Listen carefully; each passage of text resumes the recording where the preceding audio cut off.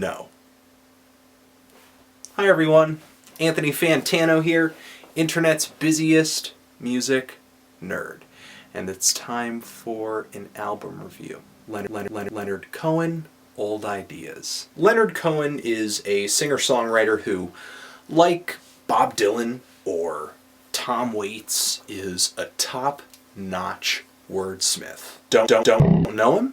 Check out his early albums. They're loaded with really wordy stories, finger-picked guitar, and some really faint accompaniment from strings, background vocalists, and the occasional organ, electric guitar, bass, drum set. The instrumentation is good, but what makes Leonard Cohen's first 4 LPs so attractive is his singing.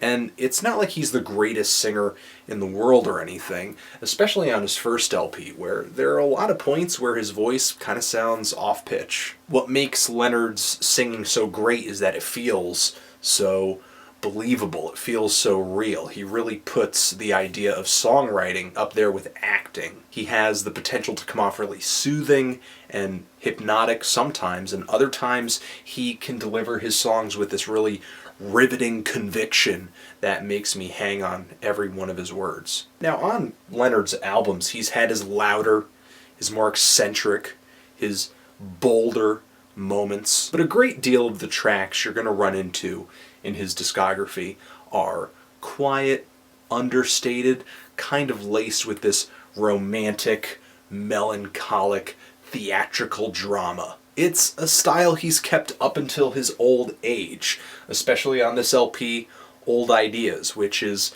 kind of a reflection of Leonard's aging style and, his aging self, too. At this point in his life, Leonard is almost 80, and his age shows up most in his voice, which is really kind of settled into this low-pitched, gravelly, smoky sound that sometimes reminds me of Tom Waits. There's some tracks on here where he's not really singing as much as he is narrating in this really dust-caked whisper that's pretty gripping. A lot of his lyrics these days are still on point too, like with the opener, Going Home, where I can't help but giggle a little every time Leonard Cohen refers to himself as a lazy bastard living in a suit. It's just this really kind of funny, self-aware, and clever portrait of the character that he plays when he creates or performs his songs. I like the breezy background vocals and the light hand percussion, the watery keyboards. It's a song that's very quiet but really soulful too. The song Anyhow has a story about kind of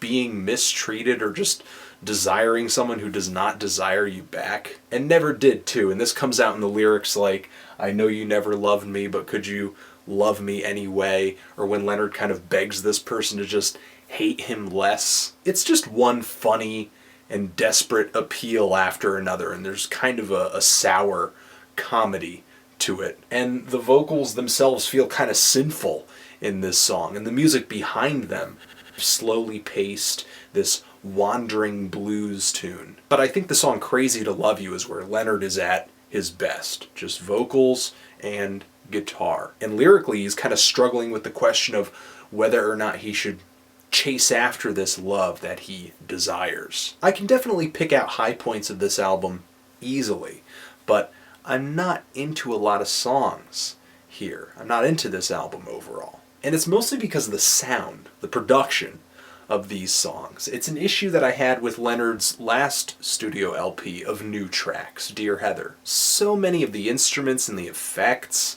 on this LP just sound so plain and kind of corny. I don't think they complement the drama or the sad emotions that these tracks present. The song Lullaby has this beat and this bass line that sounds like it was programmed in a keyboard that you could buy at Toys R Us. And the song Different Sides has this similar cheap, thin, synthetic bass sound that I don't like at all. I kind of wonder in the back of my head if that's a real bass guitar on that song, and if it is, how did they get it to sound so fake? On the song Banjo, the background singers just kill me. They do not fit in with the atmosphere of the twangy banjo-led blues on that track at all. And on the song Come Healing, the background singers get pumped up even more for a kind of gospel effect.